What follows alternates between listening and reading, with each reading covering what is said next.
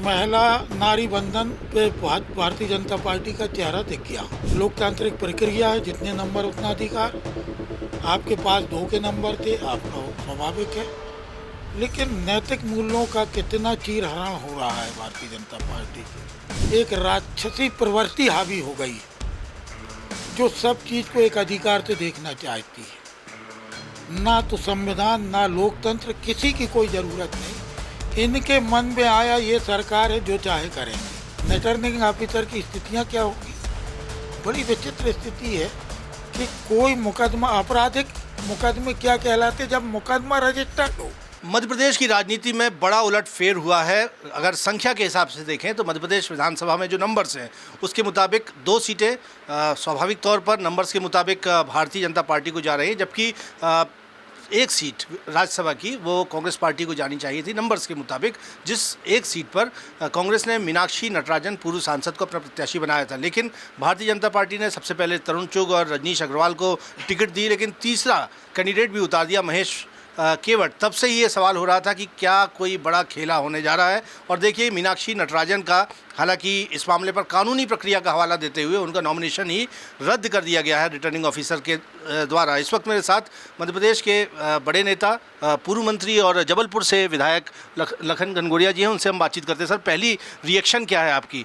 मीनाक्षी नटराजन का जो nomination form था रिटर्निंग ऑफिसर ने रद्द कर दिया। एक ऐसी महिला जो गांधीवादी विचारधारा की थी, जो सेवा भाव से राजनीति कर रही। एक तो महिला नारी बंधन पे भारतीय जनता पार्टी का चेहरा दिख गया। एकमात्र कांग्रेस की प्रत्याशी थी, क्योंकि हमारे नंबर थे और अधिकार है हमारा। लोकतांत्रिक प्रक्रिया है, जितने नंबर उतना अधिकार। आपके पास 2 के नंबर थे, आपका स्वाभाविक है, लेकिन नैतिक मूल्यों का कितना चीरहरण हो रहा है भारतीय जनता पार्टी के। लोकतंत्र का कितना चीरहरण हो रहा है।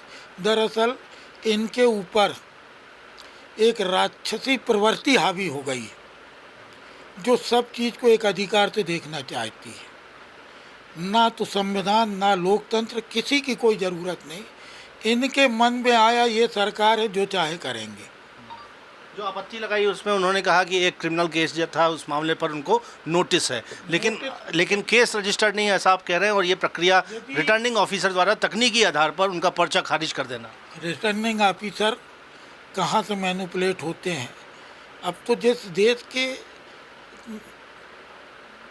जज मंत्री के साथ विदेश यात्रा पे जाए तो अपन समझ सकते हैं रिटर्निंग ऑफिसर की स्थितियाँ क्या होगी। बड़ी विचित्र स्थिति है कि कोई मुकदमा, आपराधिक मुकदमे क्या कहलाते जब मुकदमा रजिस्टर्ड हो। एक नोटिस पे, कंपनसेशन के नोटिस पे जवाब मांगा गया, जवाब दे दिया। यदि मुकदमा रजिस्टर्ड हो तो अपराध छुपाया जाता। मुकदमा ही रजिस्टर्ड नहीं है, आप किस आधार पे फॉर्म रिजेक्ट कर रहे?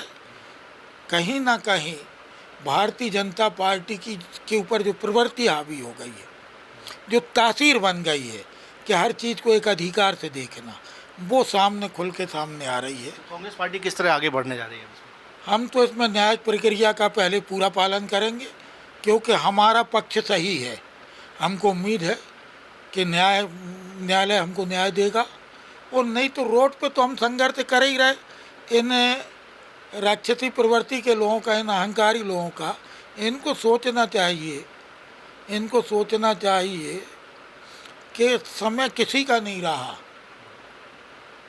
रावण का नहीं रहेगा तो इनका भी कहाँ से होगा। बहुत बहुत धन्यवाद। हमने बात करवाई आपकी लखन घनघोरिया जी से, जबलपुर के विधायक हैं, जबलपुर की पूर्व सीट से कमलनाथ सरकार में मंत्री भी रह चुके हैं। वो कह रहे हैं कि एक दंभ के चलते भारतीय जनता पार्टी ने यहाँ पर ये काम किया है, और लोकतांत्रिक तौर पर जो नंबर्स कांग्रेस पार्टी के पास थे, 1 सांसद उनको मिलना चाहिए था, लेकिन इस पर ऐसा उनका आरोप है कि रिटर्निंग ऑफिसर पर भी दबाव बनाया और सिर्फ एक नोटिस के आधार पर उनका नॉमिनेशन ही खारिज कर दिया गया है। और ऐसे में अब कांग्रेस पार्टी सड़क पर लड़ाई लड़ने के साथ साथ अब कोर्ट में कानूनी लड़ाई लड़ने की भी बात कर रही है।